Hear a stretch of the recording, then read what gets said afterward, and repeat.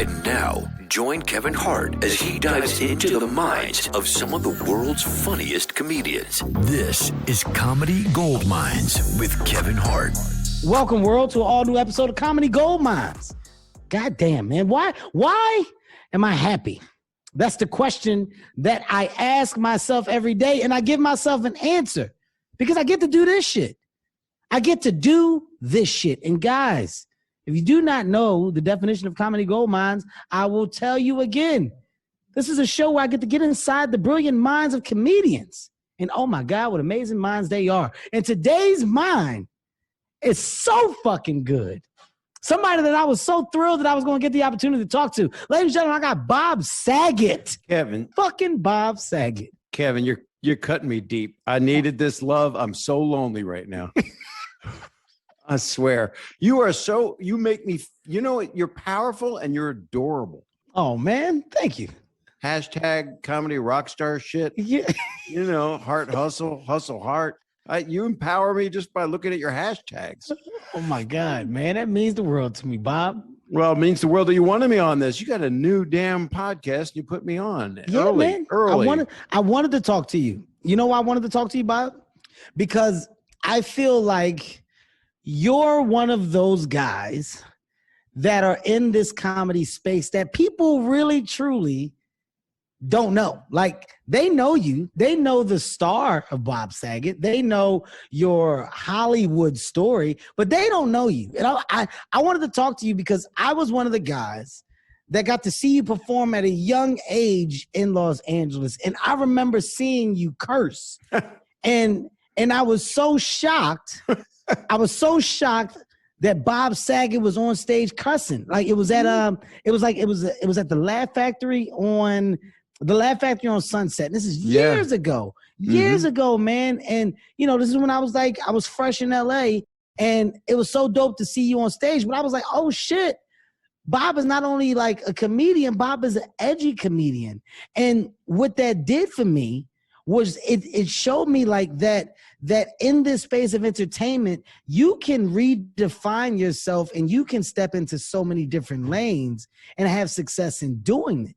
Because I was looking at the guy that was TV's fucking amazing dad. This guy was a representation of fatherhood on TV. And then on stage, you had like bits and you said fuck and shit. And I was like, he's a comic. Exactly. He's a comic. And my roots were where yours were. I started in Philly. Get out of here. I started in Philly at a club called Grandma Minnie's doing music parodies. And I know you started at a club in Philly, and then you did an amateur night, and then you went up to Boston or something, right? Yeah, I did Philadelphia for a minute. I went to New York before Boston. I see. New York was my gateway to any type of success, but Philadelphia was where it all started to come together. The Laugh House Comedy Club, and there was a place called the New Market Cabaret, which was like it wasn't really a comedy club. It was like a little space that they could transform into like a theater on some nights, and they would do live shows. And the comedy shows are where I kind of got my that's where I got my tough skin. Cause that's where I took some serious lashings at the New Market Cabaret. I bombed the hell out of myself for a long time. I was working at a place called Stars, owned by Steven Stars. Steven Starr owns Budokan and a lot of restaurants, and he had a great place, and I got to open for a lot of people. But I was gone to Temple University, and your mom I know worked at University of Pennsylvania. University of Pennsylvania. My mom worked at CHOP at Children's Hospital. Holy shit! That was my hospital. And my nephew had his face redone there, not to open with big laughs, but a tragedy, man. That's where it comes from, is tragedy. When did you start, Bob? What age? What age did you start doing stand-up comedy? I was 17, and WMMR in Philadelphia had a radio contest at a club called Grandma Minnie's, and I got on stage, a 17-year-old guy, and sang a song about bondage. Holy shit. If people are wondering, hey, Bob got demented. No, my dad did it to me. He just did weird comedy because we had a lot of death, and so he laughed at a bunch of sick shit. So here I am, and I won $500. You won $500. So your first time out the gate, you won. First time out the gate. And then I didn't win. And then it was a lot of years. And then I would probably do what you did. I took the train to New York while you were in New York, and I would go to Catch a Rising Star in the Improv. I'd wait in line 12 hours, sign the sheet, get up on stage, do comedy music. I hid behind a guitar for a long time, and then once I started getting stronger and moved to LA and went to the Comedy Store, then Mitzi, the owner, made me a MC, and I learned to do time. Really 8 years MCing. Why LA? Why to move to LA? Like what is it that prompted that? What is it that popped in your head that said, I gotta get there? When you were in this space of comedy in the beginning. I realized I'd weigh 300 pounds if I just kept eating cheesesteaks. So I had to get out of Philly because I was going to be obese. There was no way. I didn't pull on ropes like you and tires. I didn't pull like you pull 40 sled dogs in the snow. Yeah, I see I can't jump through tires. I think you could throw the rock. I think you could lift him and catch him on your hand. I'll fuck the rock up. I'll fuck DJ up. I tell him all the time I'll whoop his ass. I tell him every day, I'll fuck you up if you ever. I do it. I try to do it at least. And if I didn't, I'll bite the shit out you. It's gonna be one of them. That's what you'll do. You'll bite. You'll bite him. Bite the shit out of him. You get to LA. You're now in the comedy scene. Well, I got there because I made this movie about my nephew who had his face reconstructed actually at Temple University. At University of Pennsylvania, but I made a film at Temple University, and I won the Student Academy Award when I was 21 years old. The Academy flew me out. Really? Yeah. Now, when you say you made the film, what do you mean? Were you directed? You wrote? I directed it. I directed a documentary. My nephew narrated. He was 7. And at Children's Hospital, they did a special surgery where they took his face down and they put ribs in from his chest, obviously, and put it in his cheeks. And then I was going to go to USC grad school to be a filmmaker. Oh my God! I got in, and then at the Comedy Store, you didn't get paid. Mitzi said, "You shouldn't go to grad school. You should work here for free." And I went, "Okay," because that night that I was there, Robin Williams was there, Letterman was hosting. I was like, fuck. That was your class. Who else was in your class? Well, they were ahead of me, but they were in my class. That was your class, Bob. That's your class. You can't say they were ahead of you. I mean, they may have been they were doing bigger things at the time, but your success came after, but that's still your core world of comedy group, I would assume, right? Well, and it's interesting because I always think about this because I was insecure, and yet I don't know if you go through this. I don't feel like you do because you're so confident, But I was on stage. I had this comedic demeanor that became more and more confident. Mm-hmm. But I was always a nice guy, always trying to say I said horrible things, but I didn't mean anything by them. And you say the dark comedy came from your father. The dark comedy came from my father, and it came from losing a lot of family members. I lost my sisters. I lost. We've had one sister died of scleroderma, hardening of the skin. One sister mental illness and brain aneurysm, and it wasn't a fun childhood. How many brothers and sisters? That was it. I had the 2 older sisters, so I became an only child, and now I'm just trying to cure the stuff they died from. You do what you can. You do everything you can for people. Yeah, absolutely. That's the gift. So is it safe to say that comedy acted as a safe haven, a feel good? While dealing with the hurt. Yeah. And dealing with the pain. Yeah. Yeah, you know it does, and it's absolutely. Like it's that, and I was doing it 7 days a week all the time, and then I would try to get parts and things, but I was on the road too. I would go tour, and I was a headliner right away because I did guitar stuff. So I started headlining clubs right when a show called Make Me Laugh was on. But like people that I looked up to, Robin and David and I mean, I was friends with Arsenio. We were on the road together. I was friends with a lot of people. I remember sitting at the back of the room. Billy Crystal came over and just started asking me about myself. And I was talking to Michael Keaton, who was a great stand-up. And Richard was kind of obviously the king. So I would try to know Richard, and I ended up knowing him. And I ended up, being in a movie he made, Critical Condition, and became kind of close with him. Not one of his closest friends, but you had a relationship. I went to his house and visited him when he was, and he was a special. He asked me once, "What age did I know I was funny?" And what's your age that you knew you were funny? What age did I know I was funny? That's a great question. I'm gonna give you an honest answer. I'm going to say very young, man. You know, at that age, 8 to 10, when you could start to take over a room.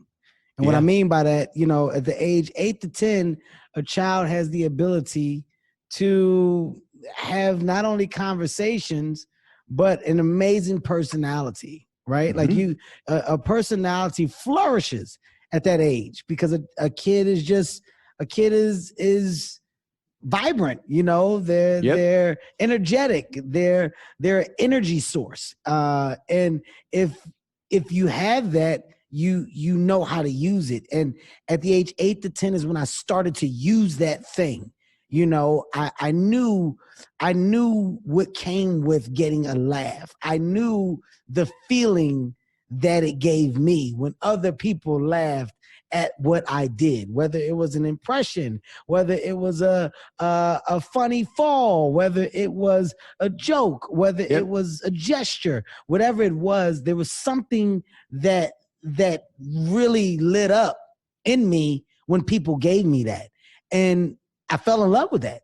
I never looked back, just at wanting that. And that's, you know, that's where the class clown came from. The funniest cousin in the family, the silliest sibling. Like literally, I can go down the list of titles that I started to get after that age because of the love that I had that was attached to the laugh.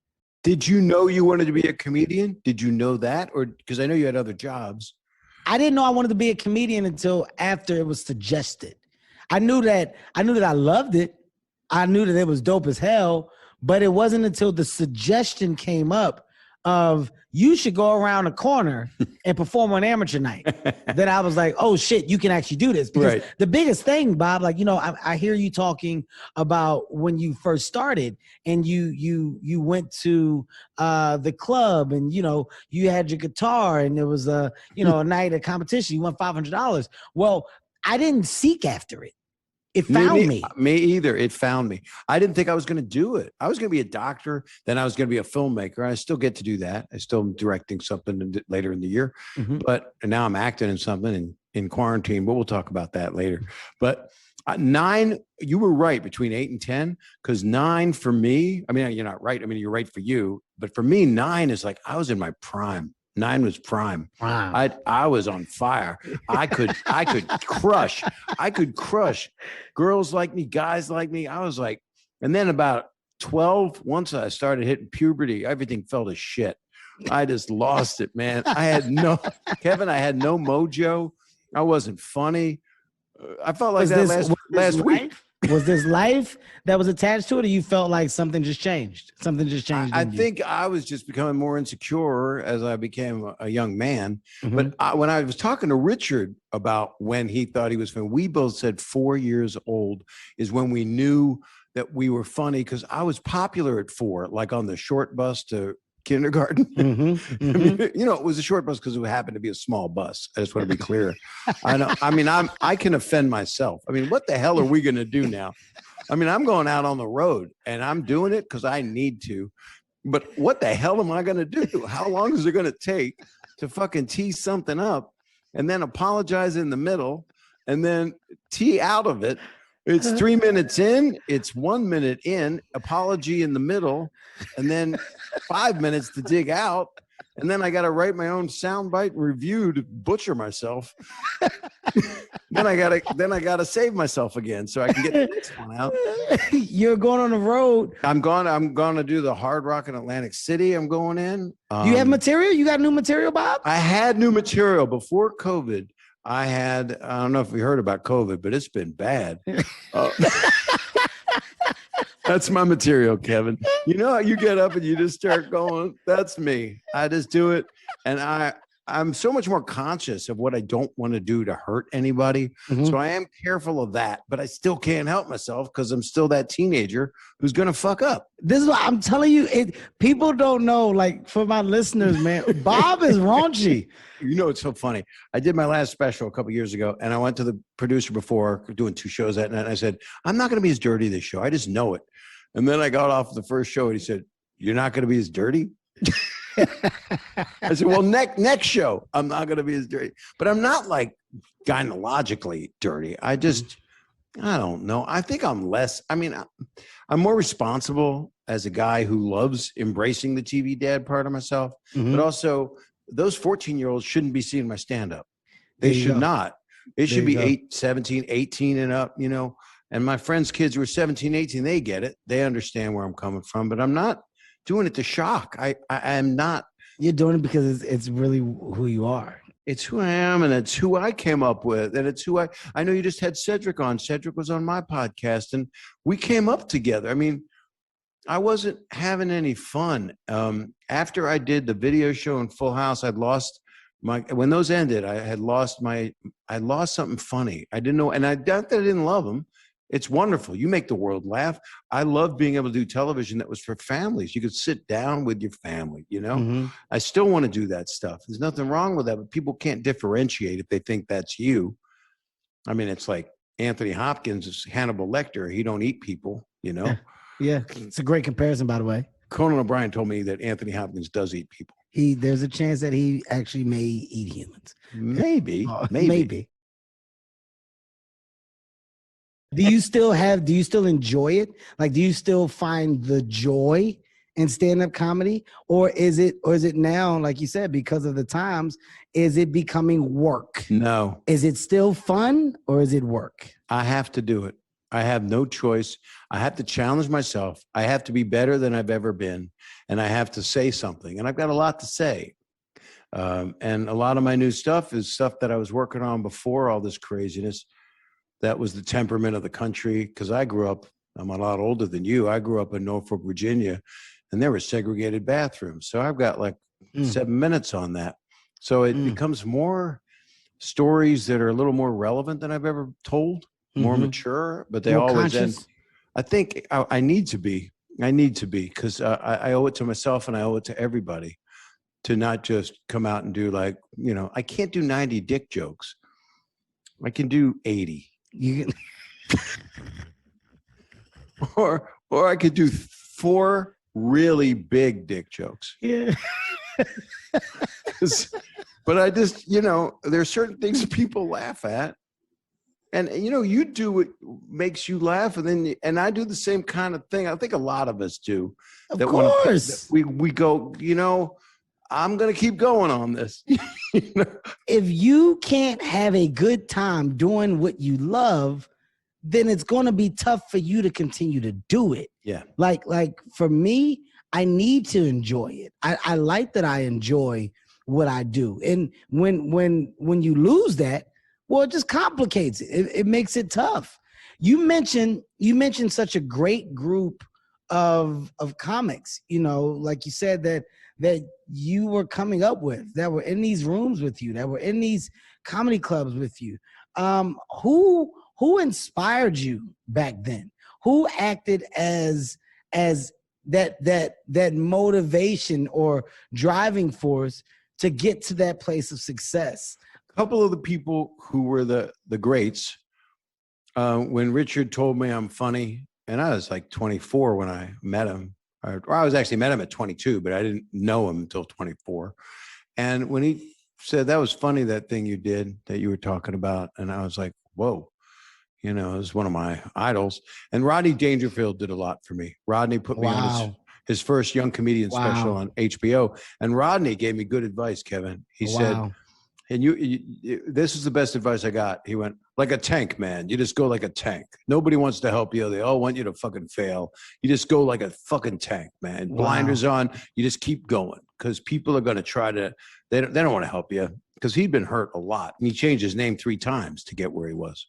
I didn't know that. He was Jacob Cohen, and then he was Jack Roy, and then a club owner named him Rodney Dangerfield one night. I never knew that. He did it. His reason for doing it was what? Looking for the thing to stick or what? Yeah, he didn't have the success as Jack Roy.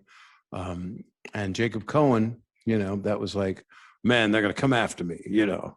Who else? Was Steve Martin? What about Steve Martin? I had not met Steve till later. And he's only been gracious to me, but no, I looked up to him a lot. I mean, he was to be brilliant and silly, which is pure entertainment. So you're making everybody laugh. You're kind of hitting everybody. And that I would find myself laughing because I went, oh, he's so smart and look what he's doing. And then when he started doing movies, it was kind of how you fit into movies, you know? It's just an easy fit. And The Jerk was really wonderful. Maybe Wouldn't Fly Today. I talked to Carl Reiner, God bless him, before he died. And he was saying he couldn't make it today because of there was racial stuff in it. There's a lot in it that people would definitely push back on today. There's a lot of stuff of old that's, historic, that are, classics. But if you go back and watch those things today, I mean, there's a lot of cringe moments at the things that we just overlooked as people. And, everything happens for a reason, Bob. I've said it before. I've had some conversations on this podcast where I've definitely said I have no problem with changing and, becoming better. And Right. I feel like some of the changes that are being requested are well worthy of it. Like we should be more aware and more conscious. So, I'm here for it. I'm not against it at all. It doesn't make you think, I though, agree. Because change has to happen. And this whole year has caused a lot of things to go 180. And it's also made me feel more responsible.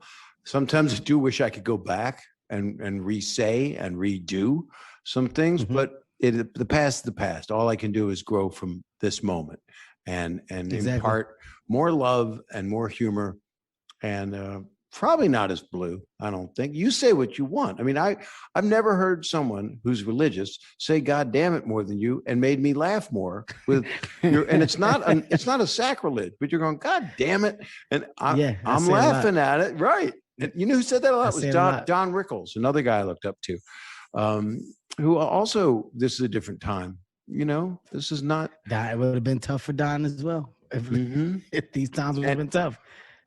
Richard too. You talking about Richard? It would have been tough as well. You know what I mean? Bernie. We can go down the list of people. Oh, I love Bernie. So many people shouldn't be gone. Bernie was. Were you friendly with Bernie? I knew Bernie, man. I had a relationship with Bernie Mac, and to the late stages of Bernie's career, when he was finding that crazy wave that he was riding. This was like in the beginning of mine. It's like, when I just started to see a door that I could get through, and me and Bernie were meeting. I remember he was doing a movie with Ashton Kutcher. It was called Guess Who? That's the name of the movie. And I remember filming that. I remember Bernie was filming that movie, and I went to go meet with him. And we were talking about working together. We were talking about, the day of, doing a movie together. And it's like, fuck, Bernie was gone. I look up, Bernie had passed away. And I'm like, damn, you take these moments for granted. But I was like, I was talking to a legend. I was talking to a legend at the later stages of his life about doing something. Yeah. And I was so excited about the possibility of doing it. And then the legend passed away. And he shouldn't have gone, man. That was a rare disease. He also was so smart and had so much love in him. Larry Wilmore is an old friend, and he was the producer of his show. And I've known Larry forever. And it's the people like Robin Williams. I've been doing this benefit for scleroderma for years, 30 years. We raised $50 million. I lost a sister to it. You raised how much again, Bob? Jesus. Over 50 million for research, for the Scleroderma Research Foundation. But Robin Williams showed up 7 times over those 30 years. And he would just show up and go, "What do you need, Chief?" And here's a guy, you talk about playing both ends of the spectrum. He would be the family guy in movies. There's nothing better than Mrs. Doubtfire. That for me, I remember when the day of 9/11, every network ran the same footage for 24 hours, but Fox Television, network television, ran Mrs. Doubtfire that night. And I talked to people and I said, "What'd you watch that night that we were all in hell together?" And I know people that said, "I watched Mrs. Doubtfire because it's And that's what we did. He made us laugh on the worst day we could live. I mean, Robin Williams is I mean, he's a GOAT. You know, you're talking about one of the greatest of all time. Agreed.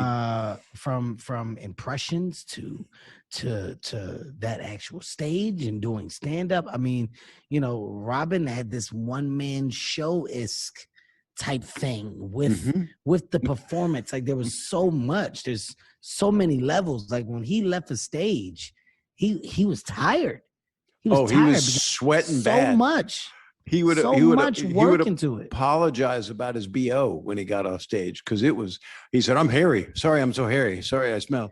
And then he was a one-man show if you were on stage with him. I did it a little bit. Like he would get on stage, and the only way that I could do anything was to dry hump him. You know, that was the only. And then he would go, "No, I'm okay, Chief." And then he'd go, "Ha ha," you know, and grab my wiener, and we didn't grab it. You know, it was all mime. But that's just the joy of, you know, when you say his name, people get sad. People just get sad because it was a tough thing to lose. Like you just named some people that, you know, we were truly hurt and saddened to lose. Who's your biggest? Who's your biggest influence? My biggest influence? I mean, Eddie Murphy. Yeah. Definitely. There's no way where I can get around the influence that Eddie Murphy has had on me. Dave Chappelle, as of late, has a massive impact and influence on me. I love him so much. Did you go to Ohio and do that? Yeah, I went down there. I did too. There. How did you like it? I loved it. I was back there with Chris Tucker, who I know was an influence on you, which I never realized because you're young. You're a young man. I'm 41 now, though. I'm getting up there. How old are you? Yeah, bro? I'm 64. 64. 64? You look fucking great, man. Thank you. But the testicles of a 41-year-old man.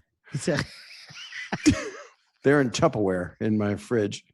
But I was on. It was Louis C.K., Darnell, and Chris Tucker and Dave. And Dave and I we go way back. You know, I did that cameo in Half Baked while I was directing Dirty Work. And Dave and I I don't know. Dirty Work. Yeah. Dirty Work. To my listeners, I challenge you guys to go watch the movie Dirty Work. Dirty Work is pound for pound, one of the funniest movies you will ever fucking see. When I tell you, Norm, listen, when I tell you the humor in Dirty Work was so amazing to me. This world of comedy, this like the not over the top, the conversation side of comedy where it's about the words, it's about what we're saying. Dirty Work perfected that. Work. You're wonderful, man. That you want to be in the sequel? We're making it. Oh my God! I do a cameo all day. Okay. I do a fucking cameo all day, man. I'm gonna give you the funniest scene for you. One of the funniest moments in Dirty Work. So in Dirty Work, there's a scene where they're about to have like the fight. It's like the bar fight. Right. And he's at the jukebox. He's like, "Oh, we got to put on some bar fighting music." That's the beautiful Chris Farley. And he puts on "If You Like Pina Coladas," and then they start the fight. It's just not the right choice of music for a fight. Clearly the comedy choice there. But when I tell you, there's so many moments like that. There's so many moments that in that movie. That's the greatness of Norm Macdonald. It's like, I guess you look at it like the old Jack Benny movies. There's something where someone just stands there and shit goes on all around him. And he goes, "Hey, what's wrong with that dude?" You know? Or, "Hey, homeless guy, here's your $2. Yes. You know? Yes, he addresses it. He talks at people with the title of what they would be. You know, "Good evening, ladies of the evening." You know? Yes. He's fucking brilliant, man. How did Dirty Works come about? Dirty Work was a script that Norm wrote with Frank Sebastiano, who wrote the original draft, and Fred Wolf. Mhm. Bob Simons produced it. And I'm the first comedian Norm ever saw in Ottawa, Canada, when he was 17 and I was 22. Wow. I still don't know how he's younger than me, but that's the story. He's sticking to it. And He's sticking to it. He's not letting it go. No, I think he is younger. And so I don't know. We had a closeness. We just had a thing. And he thought I was the right guy to direct it. I met with Bob Simons. I met with the people at MGM, and they said, yeah. And the other movie that I wanted to direct that Bob was producing was Half Baked. That's the other movie that I was interested in because I loved Dave and I loved Jim Brewer and Harlan, and I knew everybody, you know. Did you come close? I came close enough because Simons gave me Dirty Work, you know, and that was a big deal for me because it was a cult favorite. It didn't make money that weekend because that weekend that we opened, we didn't have you've never had this problem, I don't think, although you've been in a lot of movies, maybe back in the day, but our poster for Dirty Work said coming soon. There ain't no date on there. I mean, it's coming eventually. Nobody knew when. Well, nobody knew. The weekend it opened was the last 2 days that Michael Jordan played for the Bulls. Oh my God. That was like, okay, that's our audience, the 16-year-old kids that watch Normal and Saturday Night Live. But since then, I mean, the praise you just gave it is beautiful, man. And I'm gonna hate for the cameo. I'll come to your house to film it. Listen, I'm dead ass. I mean it when I say truly one of my favorite movies of all time, man. One of my favorite movies. You don't even know. I'm lonely in quarantine shooting a movie, and I'm out of quarantine, but you are actually turning me on right now. This is like the best. And I get to see my wife soon, so I'm going to take this, and she's going to get some of it. You're gonna take this energy, and you're going to go drop some dick. Bob is going to drop some dick. My dick dropped years ago. That's what he said. He's going to go. He's going to deliver. That's what he's going to do. That's going to be time. That's going to be the quote. That's the only soundbite. Bob's going to drop some dick. How long you been married, Bob? I've been married for 4 years. And she's a grown-up woman, and I love her a lot. And I got 3 great daughters that are 34 and 31 and 28. And I have a nice ex-wife. And I got women all over my life, and I have nothing but love and respect. And my kids love me, and they're coming to see my stand-up when I'm in Atlantic City because my daughters and I are they like look at stuff and go, Dad, I don't know why anybody gets out of whack with you. You're full of love on stage, you know. That's huge. Well, how many kids you got? You got 5? I got 4. And 4 kids. How old are they? They're young, right? Daughter is 16, son 14.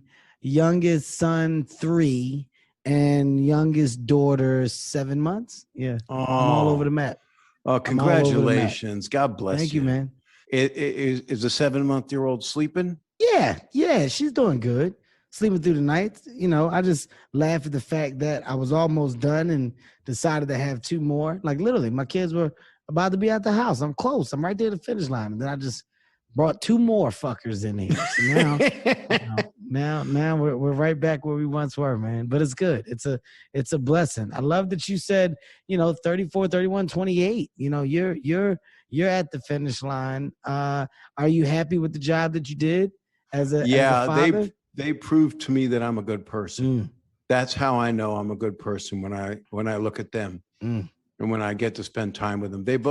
My 2 older ones came out to LA during this whole quarantine, and they quarantined and they got tested. So we were all safe during it. And we spent some wonderful time together.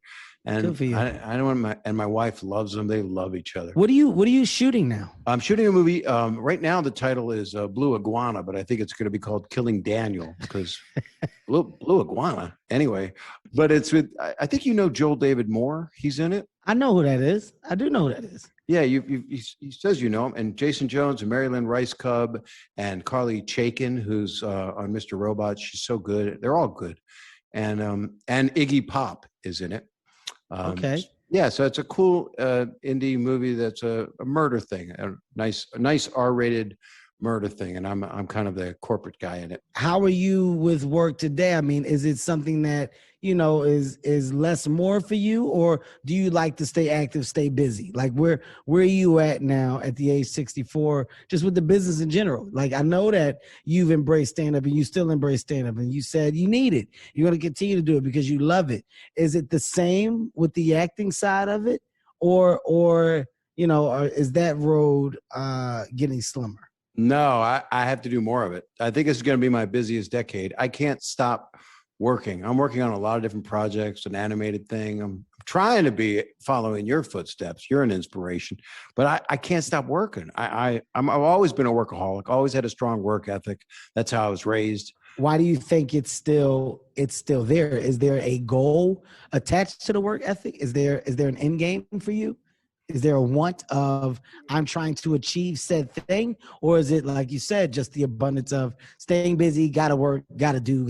No, it's more than that. The gotta do is because I want to leave a legacy that is even more meaningful for me. I know that I did family shows that meant a lot to people. I know I've done some stand-up that's meant something to people, but I have other movies I want to make as a director, as an actor, and I want to do stand-up at another level too, and I'm working on it. So I know that I can only improve because I've seen my work. I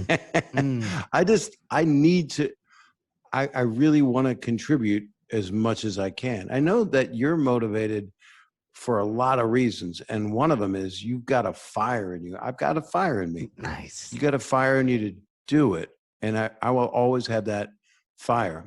I know that I will. I don't know if I'll be on stage at 80 years old doing stand-up. I don't know about that.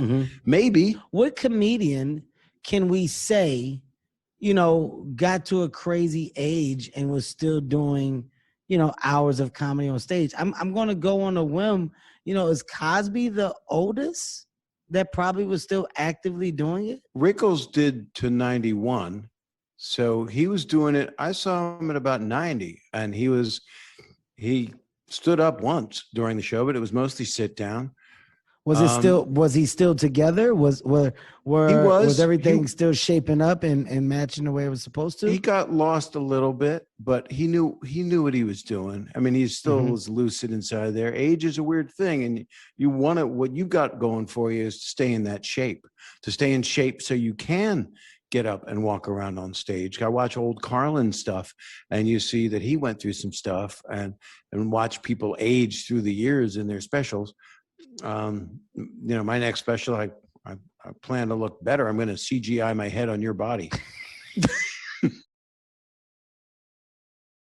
Are you going to do another special? Oh yeah. I mean, I got a new hour, so I got to figure out. I wrote a bunch of new music, which my comedy songs are kind of, you know, they're just something I do, and I've always done them, and so they're like, love it. I love it, Bob. I love the ambition. I love the drive. I love talking to you and seeing and understanding that you're still very much about this life. You're still like, you know, and this is something that, you know, I can segue into with another question, but you know, as comedians, there's always the question of is there a stopping point? Right. No. And it's something that I struggle with. It's something where I struggle with of there being a stopping point. And I don't think I ever want to stop getting on stage. Right. I think that, you know, there's a point where the specials and stuff won't be attached to it, where I won't need to punctuate it with the special or the, right. You know, that I won't have to do that. But you can't just leave this shit. It's, you know, you said it when the door opened and you came into it. You didn't know that you were going to take this path. I think that's the same way we're going out. I don't think we know how we're going to stop doing it, but I don't have any plan to stop doing it. I can't retire. I don't know what that means. I do have one story I wanted to share with you. I've told it before, but it's about Eddie. Okay. So this is a story that is just why he kind of is the best, not to diminish at all that Dave is the best, Chris is the best, Bill Burr's the best. You know, these people are the best. So and everybody proceeded, all the greatest of all time. Mm-hmm. But I was there at the Comedy Store hosting for way too many years. Arsenio went up to do Arsenio, and Howie Mandel left to go do something elsewhere, and I was hosting the Comedy Store. But my reward for that was being with all of these amazing people. So Eddie Murphy came in to work out Raw, and I was hosting in the main room. Holy fuck.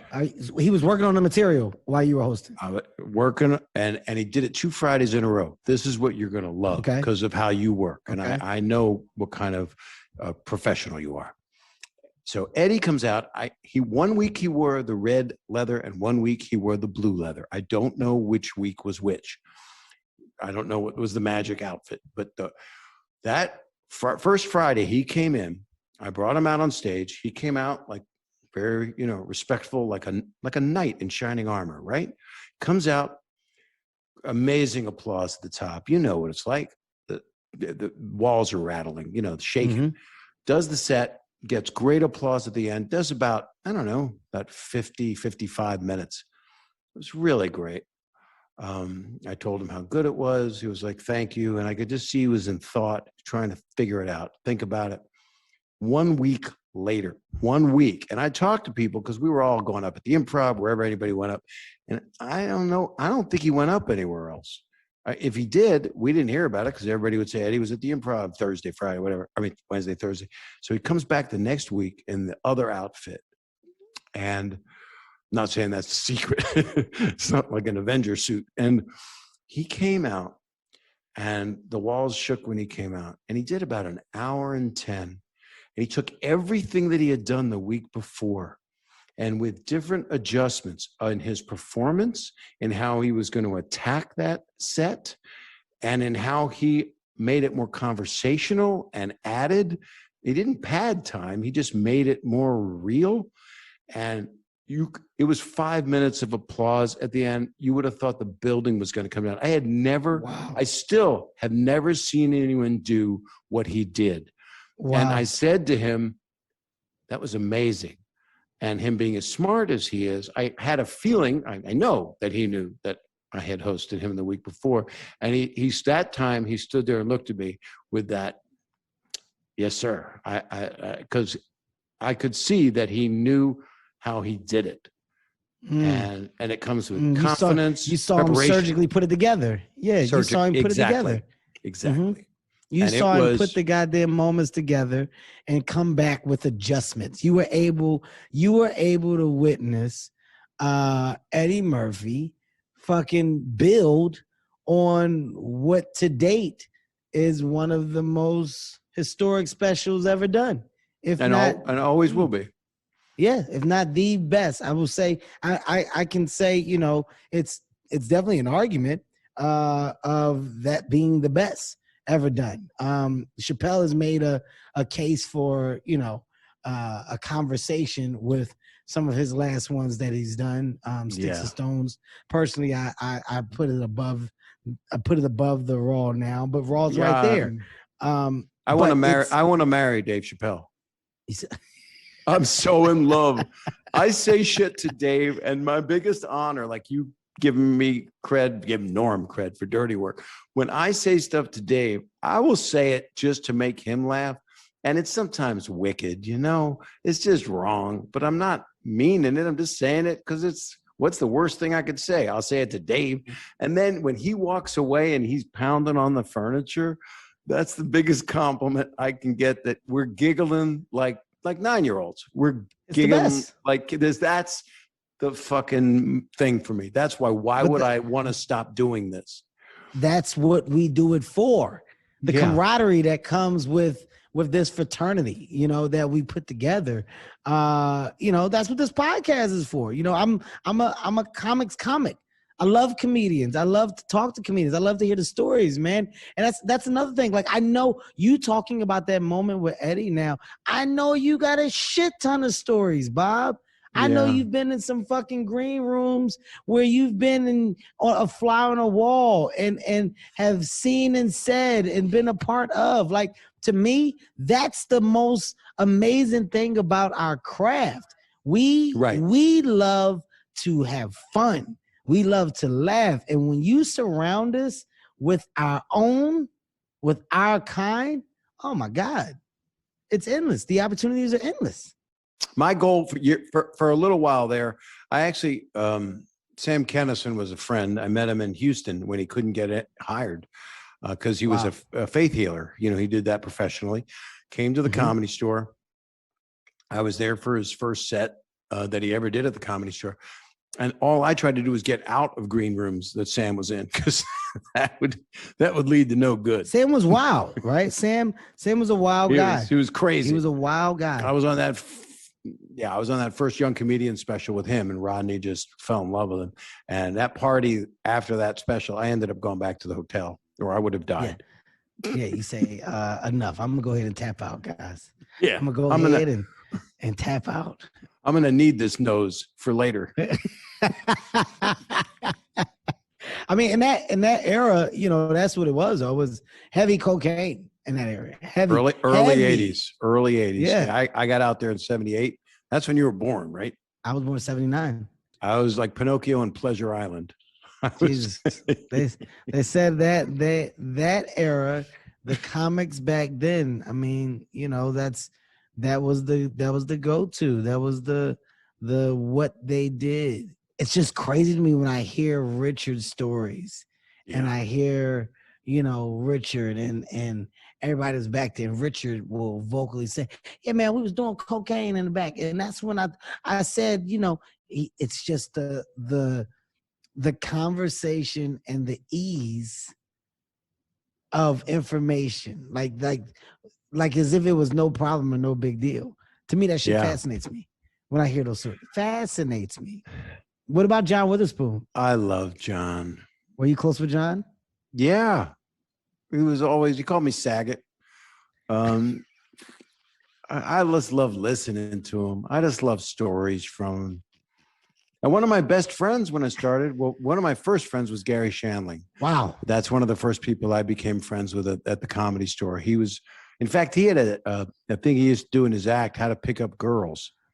And, and he would act like a nerd, and he would eat Ovaltine out of a jar with a spoon in a bit. He did a bit. And I was the voice on the tape. Well, one way to pick up a girl is to tell her how much you like her shoes. Boy, I like your shoes. You know, that was and then I was close with George Wallace. We were very close. We were hanging out. George Wallace. Wow. George was, and is. George is hilarious. Wow. It's a lot of interesting people. Paul Mooney, I would watch Paul do his stuff. How was that relationship? How was that relationship with you and Paul? He was always cool to me, always. And because I found him funny. And he said stuff you cannot say. But I just found him funny because he was kind of, back then, it was a way of blowing the lid off of what you can't say racially. And he would just go, fuck it, I'm going to say it. And now it's a different world, but Paul's still alive and still doing it. Paul's still Paul. Paul is Paul. Okay, here's a question for you. You land a TV show. That's one thing I didn't ask you. You know, after you land this fucking hit of a show, Full House smacks the goddamn world, it becomes the biggest thing on television. What changed for you? You know, did you stay consistent to the craft as you were having this crazy TV success, or did you let it go for a while? Well, after 1 year of Full House being on the air on ABC, I started hosting America's Funniest Home Videos. Yep. So it was 8 years of each. So I had 2 shows in the top 10, and Full House had a hard go at first. And then so did Seinfeld. That wasn't doing well either, but they believed in shows back then. So they'd keep them on the air if they believed in them. And that was family comedy. So a couple of years in, I started to have enough time because I was writing the video show. You know, those voices. Oh, look out! You know, just badass boy, terrible voices. You were part of the creative on Funniest Videos as well. Yeah. Look out! Oh, my nuts! You know, whatever. And it's always the same thing. Look at me. Nothing could happen. Oi! You know, and turn into Jerry. But then I would go out and do stand-up, and I remember doing an HBO special that I buried since then because it was they didn't know if I was fish or fowl, and sometimes people still have that problem with what's it going to be this time. Well, it's pretty clear what I'm going to be. Watch the trailer, you'll find out what it's going to be. But I mean, I then really, I was starting to tell you a while ago, I started to really lose my mojo for what I thought was funny. So I started to play places. I started to do Fat Tuesdays at the Comedy Store. You know what that was? I know what that was. Yeah. I'm going to be in Fat Tuesdays. Right. So they're making a documentary about it and I'm in it.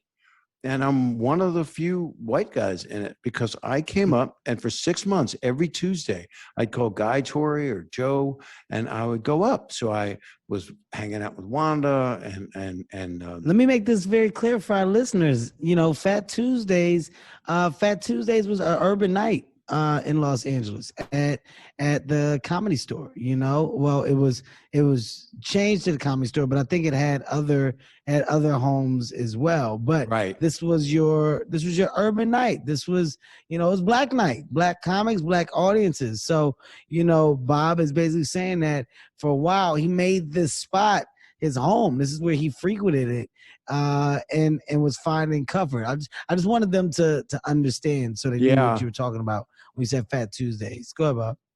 Well, when I first got received, I was so happy that I just went, can I keep coming back? And they were, please come back because you're one of the few people that has been able to do this. Wow. But I had a couple rough nights in it because that's the nature of it. That's the nature of comedy anyway. Do you feel like you were judged more though because you had the TV success? Like were the expectations higher? Oh man, Bob's coming in, so we're expecting Bob to come in and do blah, blah, blah, because Bob's got all his fucking success. Bob's coming in with all his TV success. I didn't address it that way. I was incredibly humbled because I felt lucky to be able to be part of it. And I wanted so badly to be part of it. And so I was emotional about being there. And I think that's why I was able to do it because I was honest. And sometimes I did pretty well sometimes. And they would go like, the audience laughed. I mean, you know, they were digging it. So I'll never forget it. I mean, it helped. I think it gave me this fake badass thing that I started doing that was me. But I went, no, I just, there was a while, this is not going to be a good soundbite. I just wanted to be Black. There were many, how do I say that, Kevin? Get me out of this? How do I do this? Oh, you didn't step in shit. You're not saying anything. You didn't say anything wrong. Well, all my favorite comedians were Black, except for, I don't know. And so I'm still digging a hole. Give me a favor. You're not digging a hole. I would tell you if you were digging a hole. Give me your three. Give me your three. Well, I gotta say you. Thank you. You're welcome. I appreciate it. Comedic rock star shit. Not so hard. I would say Dave and Chris and Eddie, Richard. I mean, I absolutely. I don't think what you said is wrong. I mean, I think it's not a bad thing to be influenced or a fan of. You know, you're talking about a culture that you embraced and that embraced you back. So your comment wasn't one of disrespect or something where it's, oh fuck, what the fuck did Bob just, what is that? So when you say it's just the opposite of that from intention. Yeah, no, it's one of love, it's one of embrace. So there's no hole to dig yourself out of. You didn't dig yourself a hole, Bob. You're good. Thank you. I would tell you if you weren't. Well, I also love Jerry. I also look at Jerry and I go, holy shit, how did he do that? Unbelievable. How do you hone that? And Bill Burr to me is one of my favorite people on the earth. It was funny. I was talking to Bill. You'll like this because I know you like Bill and Bill loves you. I love Bill. I know. And it's hard not to because he does this thing. And I say to him, it's a metaphor for me that I said, Bill, you dive into a swimming pool with no water in it. And then you somehow you get out. You just don't know how you do it sometimes. And we were smoking a cigar in my yard not long ago, actually. And I was trying to inhale as much as I could in case he had COVID. And and I said, you know, Bill, he says, well, what do you, he asked me kind of what you're asking, you know, you're 64. What are your plans? I went, well, I don't know. I don't feel like I've come here. I haven't done what I've come here to do yet. And he looked at me and he said, well, you better fucking hurry up. You better figure it out, Bob. Jesus Christ. You better you ain't no kid, Bob. No, man. Bob, I'm gonna tell you this, man, and I really do mean this. Dude, it's so dope. It's so dope to not only talk to comics, but comics that I simply respect and appreciate. And as I'm wrapping this up, man, I want to tell you, I have a high level of respect and appreciation for your journey, your story. Like I love the story of a climb, right? And this profession that we've chose, it allows us to go through so many different peaks, hills, valleys to get to different levels of success. And that success can be different for each and every single one of us, right? Yeah. It's not all the same. We all reach a different piece of it and get to touch it in a different way. Yeah. And I respect that. I appreciate that. And now you sit at the age 64 and you're still talking to me about going back on the road, doing another special. You're filming a movie. You're talking about your passion and love for directing. It's something that makes me go, man, I can't wait to get there, right? I can't wait to be at that age and still smile and enjoy the craft of comedy. And that's what I take from this conversation, man. You still enjoy what you do. You still have a love for pure this love, craft, man. Yeah. And you special, always Bob. Will, Kevin. You're so special. You got, I'm not doing the lick each other up and down in show business moment, but you're a very special guy.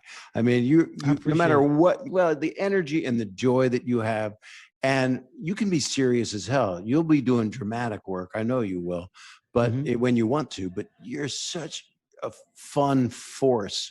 It's so funny how much energy you come at the world with. And I just fucking love it. It's just, it makes me happy. When I was asked to do this, I was honored and I was just really happy because you make me, this is going to sound so fruity. You make me smile. I'm going to swipe right. Hey, man. Let's go on Bumble. I don't know what we go on. Ladies and gentlemen, this is Comedy Gold Mines. And we get inside the minds of comedians. Oh my God, what amazing minds they are. And today's mind was no different. Bob Saget, ladies and gentlemen. Bob, I appreciate you for allowing me to talk to you, man. This is just open dialogue. There is no roadmap to it. It's conversation. And I swear to you, man, I thoroughly enjoyed today's. Thank you so much. I meant everything that I said to you, dude. Keep on doing what you're doing. Keep being an example for this younger generation that, when you find something, it's good to grab onto it and hold on to it and love it forever. And that's what you're doing, man. You're loving it for fucking ever. Bob Saget, ladies and gentlemen. Thank you, Kevin. All right, Bob. Thanks, Kevin. Love you, man. Love you back. Comedy Gold Mines is a Sirius XM and LOL audio production. Executive produced by Kevin Hart, Ty Randolph, and Eric Weil. With Tastemakers Media, Emil Garner, and Ian McDonald.